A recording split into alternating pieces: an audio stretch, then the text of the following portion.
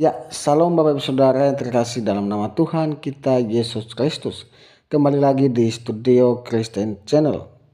Ya, pada kesempatan ini kita akan menyaksikan kesaksian Murtadin yang sangat luar biasa, di mana dia bertemu dengan Tuhan Yesus dan akhirnya mereka satu keluarga murtad meninggalkan Islam. Ya, mari kita dengar bagaimana kesaksiannya dan semoga kesaksian ini memberkati kita dan menginspirasi kita. Selamat menyaksikan. Tuhan Yesus memberkati.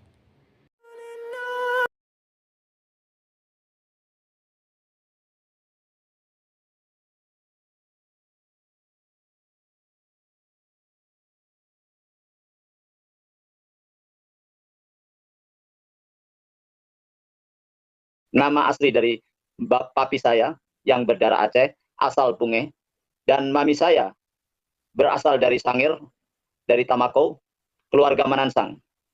Dan mereka dipertemukan di Sidoarjo, Jawa Timur, karena orang tua dari papi saya adalah Angkatan Laut. Menurut cerita, beliau adalah supirnya Sudomo. Dan orang tua dari mami saya itu Angkatan Laut juga, Edward Manansang, yang menjadi instruktur akabri di Moro Kerembangan, Surabaya. Nah, saudara kekasih dalam Kristus, waktu kecil saya disuruh ikut ajarannya papi saya. Saudara tahu bagaimana orang Aceh kalau sudah berada di dalam agamanya. Tetapi itu pun dia tidak mengajarkan sepenuhnya sama saya. Karena saya ditarik dari dua sisi. Kepada opa yang ada di daerah Sangir, Kristen, dan kadang-kadang ditarik ke papi ke Islam. Tapi sejujurnya, tetap kami dibilang agama Islam, tidak Kristen. Bahkan mami sempat menjadi mu'alaf. Saudara, berjalan waktu, saya melihat papi dan mami saya kurang akur. Karena tekanan harus menjadi mu'alaf. Kalau dulu belum ada jilbab, kerudung. Harus pakai kerudung. Keluar kemana-mana harus pakai kerudung. Dan di situ saya melihat papi saya arogan sekali. Apa-apa harus mengikuti aturannya dia. Bulan Ramadan juga kita harus ikut aturannya dia. Sholat tarawih juga dia yang mimpin di rumah sebagai imam. Bahkan sama kakek dan nenek yang ada di rumah. Waktu itu kami di Jalan Teluk Kumai, Komplek Angkatan Laut nomor 55. Kakek saya namanya Muhammad Slamet Sidik. Muhammad Sidik, bukan Slamet. Kalau Slamet itu papi saya. Dan saudara kekasih dalam Kristus, lama-kelamaan kami terus berada dalam kungkungan papi. Tapi papi tidak sepenuhnya mengajarkan tentang Islam kepada kami. Hanya disuruh ikut. Saudara, saya sadar bahwa tetangga kiri kanan di Komplek Angkatan Laut Teluk Kumai itu adalah banyak Muslim. Tetapi kami hidup rukun. Tidak pernah ada seperti sekarang ini. Lama-kelamaan, saya harus mengikuti bagaimana papi harus mengajar saya. Tapi saya masa bodoh. Karena saya tidak tertarik waktu itu dengan agama, Kristen maupun Islam. Saya lebih tertarik main. Saya lebih tertarik nonton TV. Waktu itu TV belum berwarna seperti sekarang ini.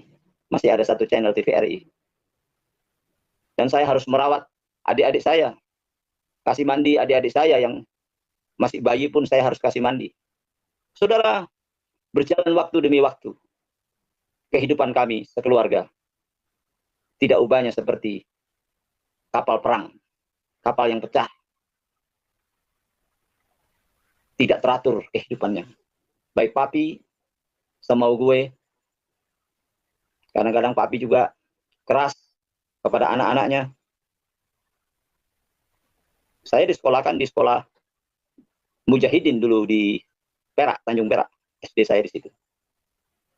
Nah, saudara kekasih dalam Kristus, saya berpikir, apakah ini hidup? Apakah ini hidup? Sehingga saya melihat kekerasan dalam rumah tangga. Papi memukul mami, sampai mami lari. Dan saya tidak tahu juntrungnya kemana mami. Kemudian saya harus merawat adik-adik saya. kalau papi kerja. Tapi saya lama-kelamaan saya berpikir, apa yang terjadi di dalam rumah tangga ini? Saya waktu nonton TV di tetangga, pulang dipukulin sama papi. Tapi saya lihat papi sholat 5 waktu. Tapi dia stres. Sehingga saya menjadi sasarannya anak yang tertua. Kami 8 bersaudara. 2 orang di Muslim masjid. 1 di Tegal, 1 di Belawan, Medan. Ketika saya melihat hal itu, saya coba berontak. Saya tidak pro kepada keluarga mami saya Kristen. Saya tidak pro kepada keluarga papi saya Muslim. Tapi yang saya ambil adalah 1, ingin hidup yang damai. Tetap papi menjalankan sholatnya 5 waktu. Saya lari dari rumah. Dan saya menjadi gelandangan di Kediri 5 tahun. 5 tahun kemudian saya pulang. Saya dendam sama papi saya. Bila perlu saya bunuh. Karena saya menjadi anak jalanan waktu itu. Saudara, satu hal yang saya temui ketika saya bertemu dengan papi saya. Seperti satu hal yang tidak pernah saya rasakan. Tiba-tiba saya bertemu papi saya menangis. Saya tidak bisa dendam. Karena papi saya bilang, kau anak papi yang luar biasa. Di situ saya bilang, kenapa dia bilang luar biasa? Karena saya masih mau pulang. Dan disitulah awal kehidupan saya. Dikenalkan dengan temannya papi, seorang kapten kapal. Waktu itu di perusahaan aspal negara. Saudara, tetap agama masih Muslim. Sedangkan teman-teman banyak yang Kristen di kapal itu. Lama-kelamaan, kapal saya land timur-timur, Dili, Kupang, Surabaya. Dari situ saya melihat papi yang semakin memperhatikan saya untuk masa depan saya. Saudara, pada waktu itu datang tawaran dari iparnya mami, seorang kapten kapal juga. Beliau adalah orang Sangir, seorang marga Harinda, mencoba membujuk papi saya untuk supaya bisa bergabung dengan mereka. Tapi papi saya kekeh tidak mau bergabung. Tapi waktu berjalan terus, saya masih kerja di kapal. Dan saya belum terima gaji di kapal sebagai volunteer. Singkat cerita, saudara. Setelah saya diangkat menjadi kelasi, saya akrab dengan papi saya. Setiap apa yang dia minta, saya kasih. Karena dia sudah bilang, John, papi sudah kesulitan kerja sekarang. Ya nggak apa-apa, papi. Tapi dia tetap jalankan 5 waktu. Suatu saat dia panggil saya, John, papi ditawari untuk dibaptis, tapi papi belum bisa terima. Dia menolak dengan halus. Tapi yang aneh, dia mau terima just 1 stel untuk dibaptis itu. Ketika itu dijaitkan, termasuk saya. Saya juga belum bisa terima apa makna daripada baptis. Papi saya juga belum bisa terima apa makna dari baptisan. Dia takut mengkhianati keluarganya yang ada di Aceh. Dia takut mengkhianati keluarganya yang ada di Belawan. Sampai detik ini masih ada. Kemarin saya bertemu ketika saya pelayanan di Medan, bertemu dengan adik saya yang Muslim di sana. Dan masih ada. Dan mereka cuek semua sama saya. Nggak terlalu banyak ngomong. Saudara, waktu berjalan. Ketika saya land timur-timur, kami mengangkut tentara Siliwangi dari Bandung. Mereka dipulangkan dari tim-tim untuk menuju ke Surabaya. Kemudian Surabaya mereka oper naik kereta ke Bandung. Pada suatu saat, saya disuruh satu komandan orang Manado, suruh bikin susu. Dia minta air panas waktu itu. Susunya kalau nggak salah susu Sinta. Pada waktu itu masih Menteri Pertahanannya masih Pangap M. Yusuf almarhum. Saudara, saya ketika ambil air panas untuk susu itu kunci dari muk untuk angkatan darat itu terbuka dan airnya mengenai koki kapal yang sudah tua. Saudara, apa yang terjadi? Ternyata ada sesuatu yang terjadi. Terjadi buruk. Ketika itu papi saya sudah kena leukemia. Dan apa yang dibilang papi sudah tidak bisa kerja, itu papi saya sudah divonis leukemia. Dan papi sudah ada di rumah sakit waktu itu. Saudara, ketika dia menasihati saya, John, mulai sekarang, dia tidak pernah mengatakan saya suruh sholat. Dia tidak pernah mengatakan kau harus begini, enggak. Tapi saya yang sholat. Tapi dia pernah ajarkan saya untuk ikut sholat tarawih. Saudara, ketika dia katakan papi sudah tidak bisa lagi, kamu sekarang yang ambil alih dari 7 adik-adik saya, 8 bersaudara saya. Saya bilang ya, saya ambil alih. Semua gaji saya dan bonus serta uang layar saya serahkan semua. Masuklah kami ke tim pulang dari tim, terjadi itu tadi. Ternyata papi saya sudah meninggal. Saya dengan sukacitanya pulang, saya tidak tahu kabar itu. Saya bawa madu untuk papi saya, bawa semuanya. Sampai di depan rumah. Di depan gang, teman-teman bilang, John, kuatkan hatimu. Saya pikir ada apa ini, kuatkan hati saya. Saudara kekasih, saya dipanggil Pak RT dan dikatakan papimu sudah tidak ada. Wah, sangat kecewa saya. Saya harus pergi ke Ikan Gurami di Perak. Di sana saya temui mami saya dan adik-adik saya. Semua keluarga dari mami kumpul menceritakan bagaimana papi harus dikubur secara Kristen. Inilah awalnya. Ketika papi sakit di rumah sakit, waktu dibesuk dengan iparnya mami, seorang kapten tadi saya bilang, Bapak Komprius Sarinda, di situ dia mengaku minta dibaptis. Saya tidak tahu apa yang ada di dalam pribadi papi saya. Tiba-tiba dia berbicara, saya minta dibaptis. Maka dibaptislah dia. Tapi setelah dibaptis hari yang ketiga, dia mati. Meninggal dunia. Saya bilang kok aneh. Kenapa dia katanya mau sama-sama saya dibaptis? Ternyata saudaraku, dia lebih dulu. Saya teringat bagaimana seorang penjahat di sebelah kanan Yesus. Sekarang juga engkau bersama-sama aku di Firdaus. Saya baru teringat sekarang ini.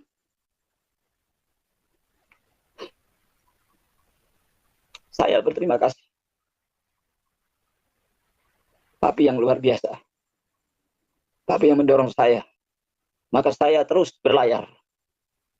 Berlayar. Saya tidak pedulikan siapa. Tapi hidup tambah rusak. Tahulah orang kapal, saya tidak perlu sebutkan itu. Mabuklah segala, kalau mabuk sudah ada urusannya dengan A, B, C, D sampai Z. Maka adik saya yang satu diambil, yang 2 ke Jakarta, yang 2 ke masuk panti asuhan, yang 2 tinggal lagi di rumah sama mami. Jadi saya harus menyerahkan seluruh apa yang saya punya di dalam gaji saya itu. Singkat cerita, keluarga di Aceh mulai mengungkit-ungkit. Mengungkit. Kenapa bisa begini, John? Saya sendiri tidak tahu, saya bilang. Karena saya orang kapal. Mami tidak mau cerita. Surat itu terus berdatangan dari Aceh, dari Belawan. Terus berdatangan. Saya bilang saya tidak tahu. Dikatakan yang sejelek-jeleknya pun kami terima. Karena saya bilang itu keputusannya papi. Bukan keputusan saya. Bukan keputusannya mami. Jangan salahkan mami. Jangan salahkan saya. Pokoknya kata-kata hujat itu datang di surat itu. Saya bilang saya terima. Tapi kami tidak balas. Percuma kami balas. Kalau itu akan menjadi permusuhan buat kami semua. Singkat cerita. Ketika saya sudah ada di kapal itu, saya sudah tidak kerasan. Karena itu tadi yang saya bilang, menjadi rusak. Saya ditawari pindah ke iparnya mami yang di satu perusahaan lain. Maka saya turunlah dari KM Bina Marga 1 di PT Sinar Maluku Shipping. Saya pindah ke perusahaan Karundrung atau sekarang bisa dikatakan Mahakam Shipping. Di situ pun saya dididik oleh om saya, diajak kor. Saya mau-mau saja. Setelah saya pikir, kok begini? Saya kok mau? Ada apa? Tapi merasa sukacita. Saya bisa salurkan hobi saya sebagai cita-cita menjadi seorang penyanyi. Di kor itu saya mendapatkan suara alto, suara dua.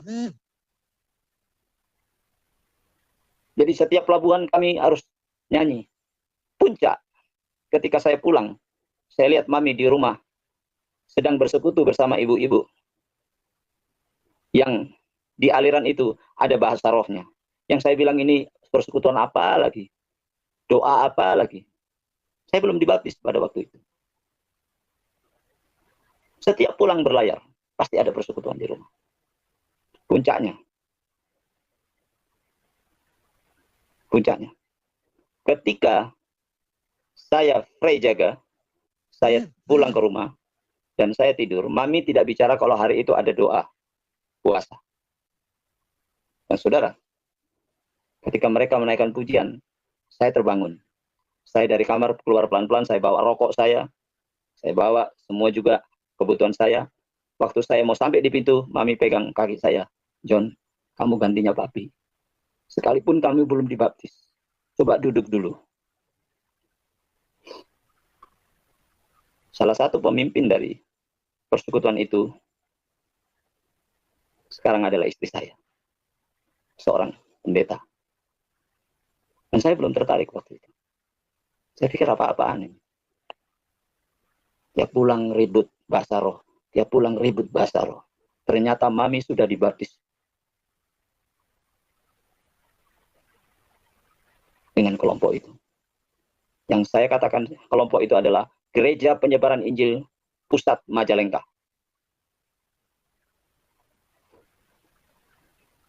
Saudara, mulailah ada karunia-karunia roh bekerja di situ.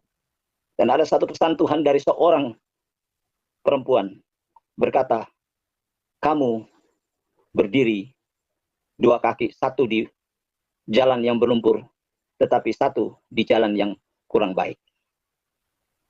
Saya tanya, ada apa ini? Persekutuan apa lagi ini? Kok saya baru temui di kekristenan? Biasanya Beston di oma saya tidak pernah ada begini. Tidak ada suara-suara bahasa roh kayak begini. Saudara kekasih dalam Kristus, di situ saya mulai berpikir. Rasa tenang, rasa adem, rasa ayem. Setiap ada persekutuan, saya pulang itu, saya selalu menunggu selesai dulu, baru saya masuk. Ketika saya diajak doa malam, saudara, saya teringat papi saya. Coba papi masih ada. Dia bisa ikut doa-doa seperti ini. Tapi saya pikir itulah jalan Tuhan. Dia dulu untuk menghadap Bapa di surga. Singkat cerita lagi. Ketika saya mulai diinjili oleh Bapak Pendeta Luhut Panggabean, sekarang ada di daerah Bekasi kalau tidak salah. Kemudian juga oleh Bapak Pendeta Gideon Sukardi sekarang yang ada di Denpasar. Mereka menginjili saya. Mereka mengajak saya untuk sekolah Alkitab. Saya bilang saya nggak tahu mau apa. Saya bilang, sudahlah. Pak Gideon Sukardi ini juga mantan Muslim. Kemudian datang Pak Silas Heru Mulyono yang ada di Bone-Bone, Sulawesi Selatan. Mereka yang menginjili saya. Tapi saya diam saja. Saya tidak ada reaksi. Ketika saya berlayar lagi. Step yang kedua. Saudara, saya rindu untuk berpuasa. Saya rindu mengatakan kepada Tuhan, di mana masa depanku Tuhan? Masakan Engkau biarkan aku di laut terus, dihantam ombak. Saya tidak bisa menikmati di darat. Tuhan baik. Saya ambil puasa. Coba saya ambil puasa. Saya diberitahu oleh hamba-hamba Tuhan, coba ambil puasa. Saya puasa. Saudara, setelah saya puasa, saya balik ke Surabaya lagi dari Makassar. Saya minta dibaptis. Secara tiba-tiba. Waktu itu pas ada baptisan. Ditantang siapa lagi yang meminta dibaptis. Saya berdiri. Tapi di kantong saya ini masih ada rokok, gudang garam. Di situ rokok saya diambil oleh seorang hamba Tuhan. Dia bilang, jangan bawa ini dulu. Dibaptislah saya. Ketika kapal berangkat, saya puasa lagi coba. Saya berseru lagi. Di mana masa depanku Tuhan? Aku ingin jadi seorang penyanyi. Tiba-tiba besok, JK 8:12, dalam step yang kedua ini, Tuhan kasih nampak ketika saya istirahat di Buritan. Saya melamun, masa depanku di mana Tuhan? Kalau Engkau ada Tuhan, Engkau tunjukkan dirimu kepadaku. Tiba-tiba saya tertidur, kena angin laut. Ketika saya tertidur, saya melihat langit pada jam 2 lebih. Saya melihat langit yang biru, terang. Muncul sosok jubah putih, yang rambutnya sebahu, wajah yang penuh dengan cahaya kemuliaan. Dan dia menampakkan diri kepada saya. Dan kemudian menjulurkan kedua tangannya yang bekas lubang terpaku. Dia katakan, ini aku, masa depanmu ada di tanganku. Cuma itu saja yang dia ucapkan. Tidak ada kata lain. Saya tidak tahu masa depan yang bagaimana. Saya tidak pernah bercita-cita menjadi pendeta. Saya tidak pernah bercita-cita untuk melayani pekerjaan Tuhan. Semakin saya pulang, semakin persekutuan itu mengganggu saya. Muncullah seorang hamba Tuhan yang sekarang menjadi istri saya. Saya berbincang dengan dia.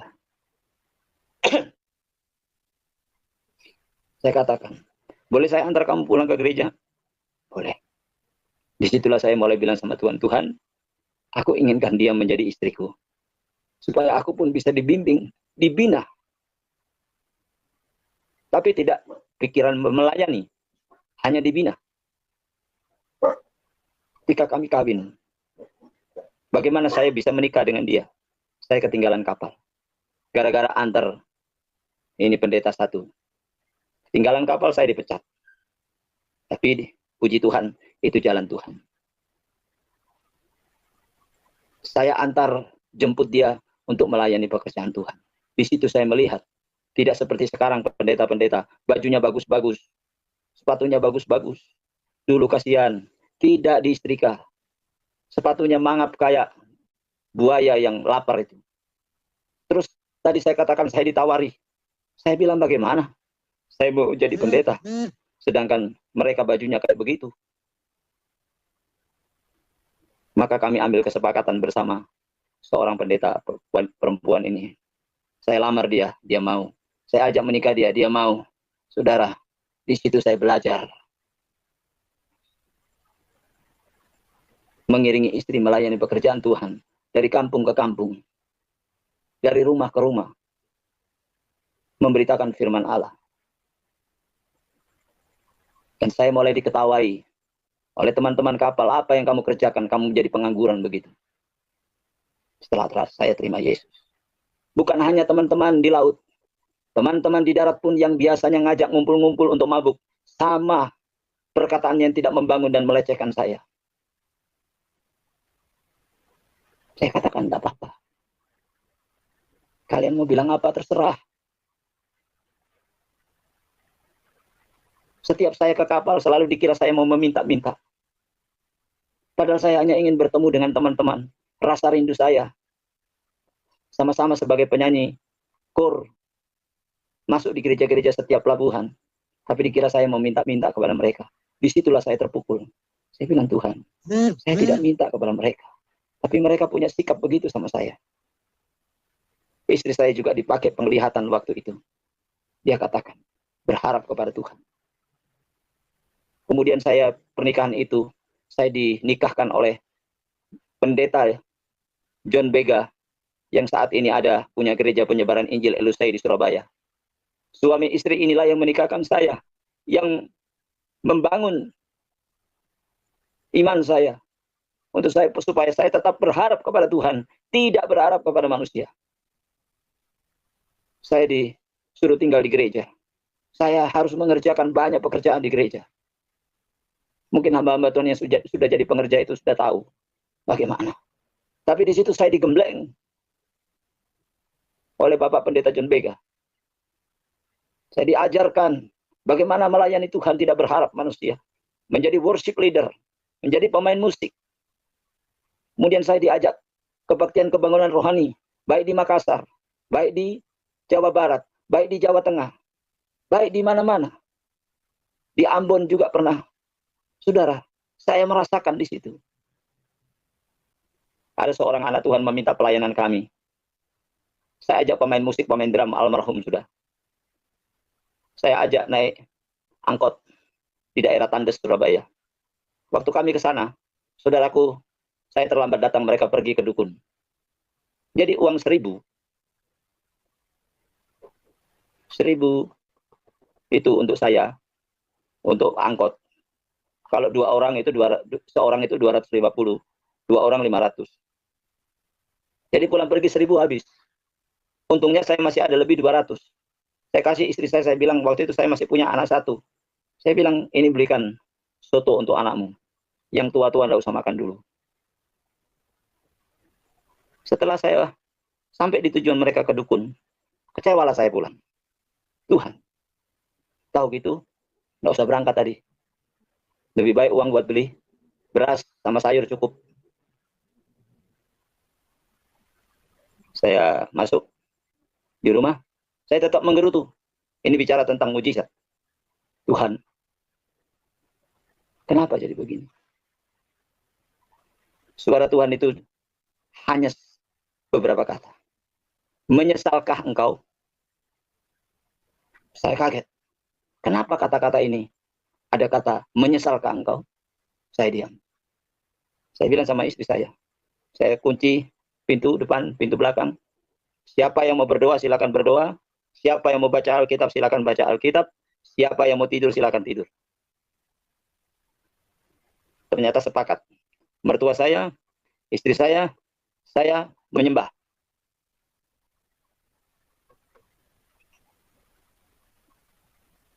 Saudara, saya di dalam bahasa roh tidak pernah ada penumpangan tangan dari pendeta manapun. Karena saya mengalami itu waktu masih saya kerja di kapal.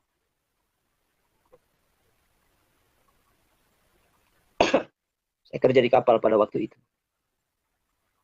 Maaf, terkadang kelewatan ini. Bersama Mu'alim 2, jaga 12:4 malam. Tiba-tiba saya pegang kemudi. Saya mengucapkan kurya lama yasan mata kurala mata kasih semakin tinggi. Dan Mu'alim 2 bilang, kau bicara apa? Enggak tahu, saya bilang. Saya enggak bicara apa-apa. Tadi kau bicara, saya enggak bicara apa-apa. Saudara, saya mengucapkan lagi, dia bilang, itu yang kau ucapkan, saya teringat. Ah iya, ini persekutuan di mami saya. Karena Mu'alim 2 adalah seorang Kristen, orang Roti Timur. Masa? Iya. Oh, dia teringat kepada kelompoknya John Adu yang ada di Soeh. Saya pernah dengar juga itu di John Adu. Saya bilang, kalau gitu, kalau sampai di Surabaya, kita dua pergi ke persekutuan doa ini. Ternyata ketika waktu masuk doa malam, dia juga bahasa roh. Luar biasa Tuhan itu. Sampai sekarang saya sudah tidak ketemu lagi sama beliau. Saya dengar beliau ada di Kupang. Dan beliau sudah rentah. Nah, saudara, banyak hal mujizat yang saya alami. Ketika saya menyembah istri, mertua saya, dalam kejadian tadi itu, ada orang ketok. Saya bilang, Tuhan, kalau ketok itu 4 kali, saya buka. Tapi kalau nggak 4 kali, saya nggak buka. Ketika masuk 4 kali, saya bilang sama istri, buka. Saudara, itu mujizat. 1 becak, semua tersedia, beras dan lain sebagainya. Sudah, kita nggak usah ngomong itu. Dan banyak hal lagi Tuhan berbicara kepada saya. Ketika saya nonton Uber Cup, masih zaman Mia Audina, saya dibilang Roh Kudus, menyembah, ambil gitar, menyembah, ambil gitar, menyembah. Saya bilang, tunggu, ini masih seru-serunya, rubber set. Ternyata saya tidak menyembah. Besoknya saya kecelakaan sepeda motor. Tantangan itu ada. Bukan hanya tadi saya bilang orang darat, tapi orang kapal juga. Saya dibilang model kau begini bisa bertobat, itu mujizat. Tetapi kalau kami tidak percaya. Saya bilang terserah, bahwa Tuhanku itu luar biasa. Semakin tantangan demi tantangan datang. Di Surabaya mendapat tantangan. Akhirnya kami pindah ke Madiun. Di Madiun pun terjadi banyak hal yang Tuhan kerjakan.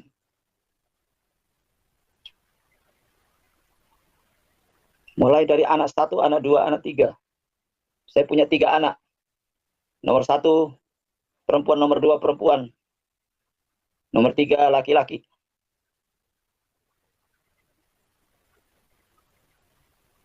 Apa yang akan Tuhan mau?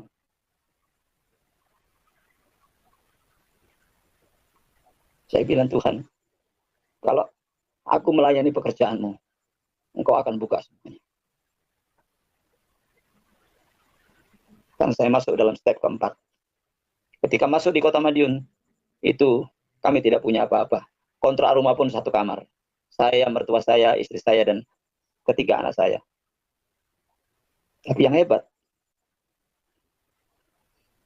istri saya jualan kue yang dulu masih tahun 95 100 rupiah. Kita menyembah, Tuhan berikan yang terbaik. Dia bisa kerja. Banyak hal mujizat. Saya tidak bisa ceritakan satu persatu. Tuhan itu baik. Bahkan saya waktu kepepet di Madiun, saya bilang, Tuhan, ketika saya beri hormat kepada orang-orang perumahan ini, mereka malah membuang ludah kepada saya, karena saya seorang yang miskin. Tapi Tuhan bukakan luar biasa. Saya menyembah. Habis menyembah saya tidur. Saya mimpi. Di perjalanan saya malam itu, naik sepeda motor, lampu menyala. Ketika sampai di tengah, suatu saat di tengah jalan yang lain, lampu sepeda motor itu mati dan terjadi gelap gulita. Maka saya berteriak, dalam nama Tuhan Yesus. Di dalam mimpi itu, dalam nama Tuhan Yesus. Dalam nama Tuhan Yesus. Saudara, terjadi satu seperti di dalam gedung yang ada, gedung opera yang ada layarnya, terbukalah itu layar. Dan di situ penuh dengan orang menaikkan kor puji-pujian yang luar biasa. Dan itulah tanda Tuhan membuka pelayanan saya di Madiun. Saya jualan kopi berserta dengan 2 orang teman saya yang muslim. Tapi apa yang terjadi? Mereka menipu saya. Tapi di situ saya bersyukur. Kalau saya nggak jualan sama mereka, saya tidak dikenal. Karena ketika saya bergantian jaga warung, saya ke belakang untuk menyembah. Tapi di situ ada seorang anak Tuhan yang mendengar penyembahan saya. Dan dia berkata, siapa itu yang ngidung katanya. Oh, ada teman saya, Pak.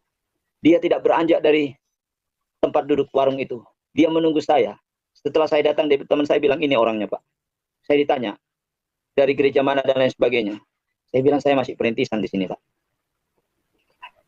Dan dia menawarkan, bagaimana kalau doa di tempat saya? Ya, oke. Saudara, yang saya tahu, Tuhan itu ada. Tuhan itu tidak pernah menggagalkan rencana di dalam hidup kita. Saya nggak tahu kalau orang nggak percaya. Bagi saya, digembleng oleh pendeta John Vega, berharap kepada Tuhan, jangan berharap kepada manusia. Saya nggak mau cerita tentang hal-hal lahiriah. Saya akan bercerita tentang pengalaman rohani. Banyak hal yang saya alami. Dulu saya seorang worship leader. Kalau mendoakan orang sakit dengan saya ajak pujian saja, orang itu sudah sembuh. Bukan hanya di Denpasar, bukan hanya di Makassar, bukan hanya di Surabaya, di Madiun, dimanapun saya berada. Itu karunia yang Tuhan berikan kepada saya. Setelah saya mengalami pelayanan demi pelayanan, saya terlena dalam zona nyaman bersama kelompok full gospel businessman di Madiun. Sudah lupa dengan penyembahan. Tuhan kasih sakit saya.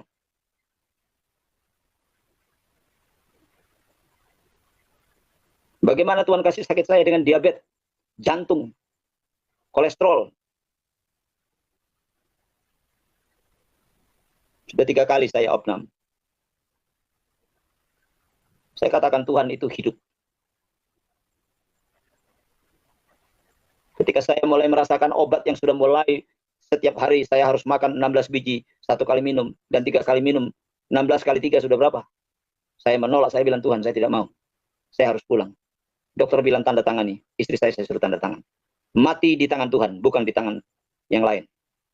Mati sekarang, mati besok, mati yang akan datang sama saja. Tetapi kita harus melaksanakan tugas yang diberikan kepada Tuhan.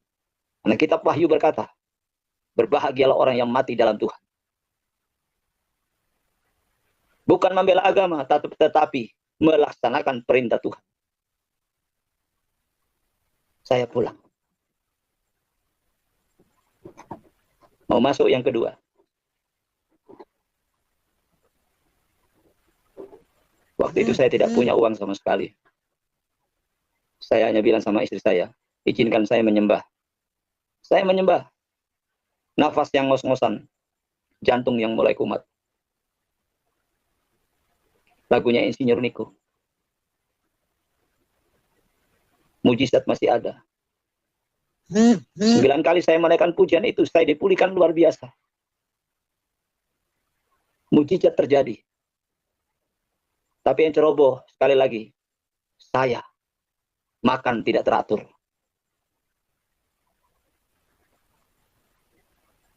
Baru-baru ini saya opnam lagi. Tapi saya bilang Tuhan, dalam masa-masa ini, aku percaya kepadamu. Aku sudah pasrah. Apapun yang terjadi, bilang engkau mengambil aku siap. Tapi ampuni segala kelemahan, kesalahan dan kekuranganku ya Tuhan.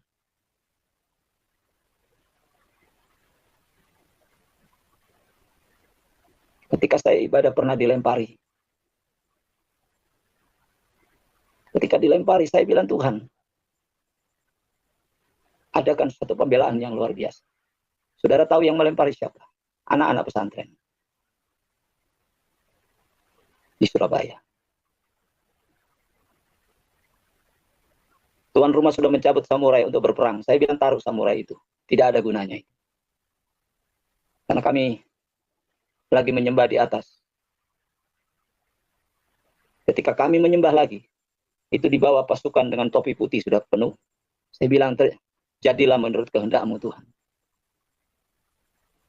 Setelah saya turun, mereka malah memberi salam dan minta maaf. Saya bilang, ada apa? Kami dimarahi oleh kiai kami karena kami melempari Bapak dan teman-teman Bapak waktu ibadah. Kenapa? Kiai kami bilang, kalau kamu lagi sholat mau dilempari begitu. Saya bilang, sudah. Saya sudah maafkan kalian. Saudara, Tuhan itu baik. Tuhan itu baik. Banyak hal. Jangan bilang Tuhan tidak ada. Kalau mau bicara tentang hal-hal mujizat, banyak yang saya alami.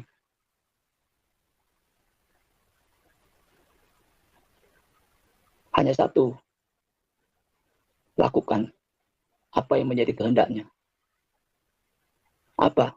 Persembahkan tubuhmu sebagai persembahan yang hidup, yang kudus, dan yang berkenan kepadanya. Itu adalah ibadahmu yang sejati. Bawa jemaat itu dipertunangkan dengan Tuhan. Jangan percantik gereja, percantik jemaat supaya tidak bercacat celah di hadapan Kristus. Bukan gereja yang kita percantik. Gedung maksud saya. Saya selama ini, saya bilang Tuhan kasih gereja saya bersyukur. Tidak dikasih gereja saya bersyukur. Yang penting saya melayani Tuhan. Jemaat saya ada yang mantan haja. Saya nikahkan dengan jemaat Tuhan yang ada di Madiun. Ada berapa mu'alaf?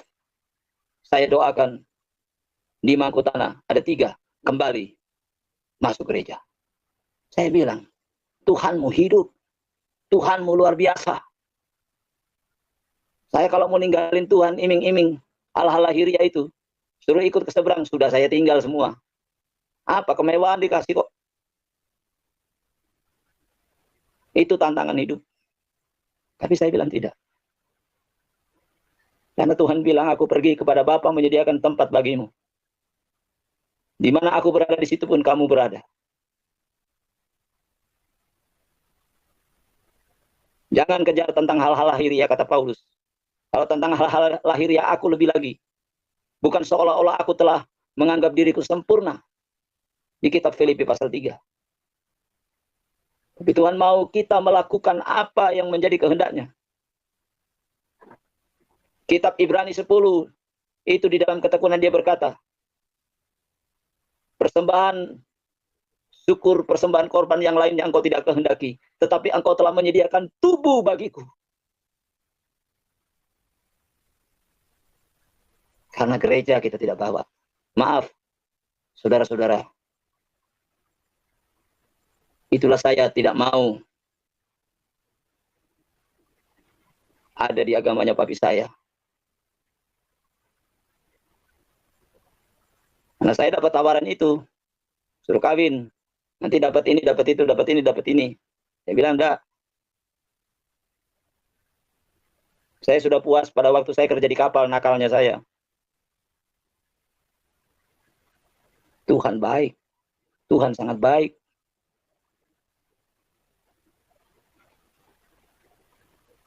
Banyak hal.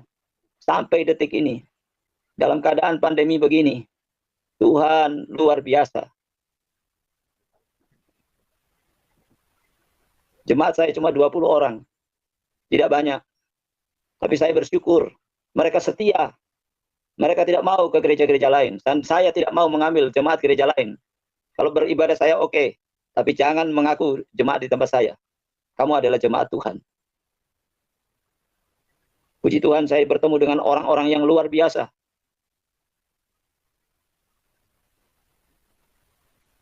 Bisa melayani dengan orang-orang yang luar biasa.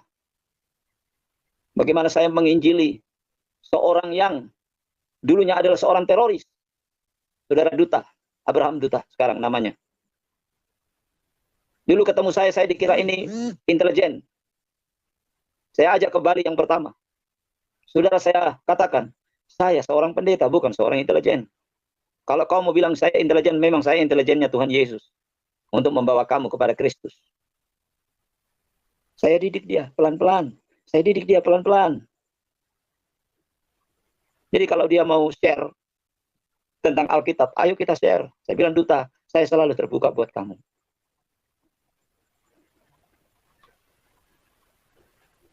Termasuk teman-teman.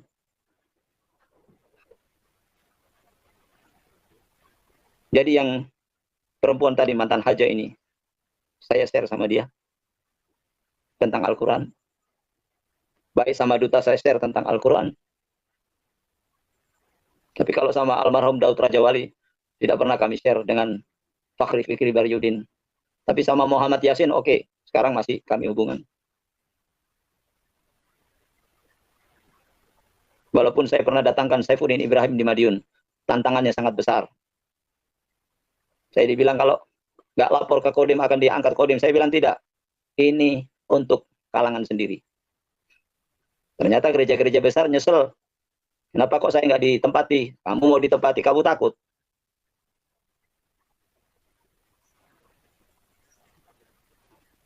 Seorang duta. Saya ajak ke Sulawesi Tengah. Di daerah Tentenap dan Pendolo. Dia tahu di mana dia dulu berada. Tapi yang puji Tuhan, dia ketemu dengan pendeta yang pernah dia bacok di Mangkutanah, perbatasan Sulawesi Tengah dan Sulawesi Selatan. Bertemu dengan Panglima Kalelawarnya Kristen yang ada, Panglima Kalelawar Sulawesi Selatan. Saya kenalkan. Dia bilang, kamu punya ilmu ini kan dulu? Ya, betul. Saya punya ilmu dulu ini. Ya, betul. Di Toraja. Kami bilang coba bersaksi berdua di gereja. Betul, mereka bersaksi berdua di gereja. Mereka cerita serang ini, serang situ, serang sana, serang sini. Puji Tuhan, sekarang saudara Duta yang mantan teroris, ya, salah satu pembakar gereja di Tasikmalaya, salah satu pelaku atau pemimpinnya bertobat dan sekarang sudah menjadi pemberita Injil. Beliau ada di Ngawi sekarang. Saya dengar Pak Yusuf mau datangkan dia. Salah satu anaknya ada di pondok pesantren. Saya tidak usah sebutkan, besok aja Pak Duta yang menyebutkan. Jadi saudara, penginjilan kita bukan penginjilan menjelekkan, tapi kita mau memahami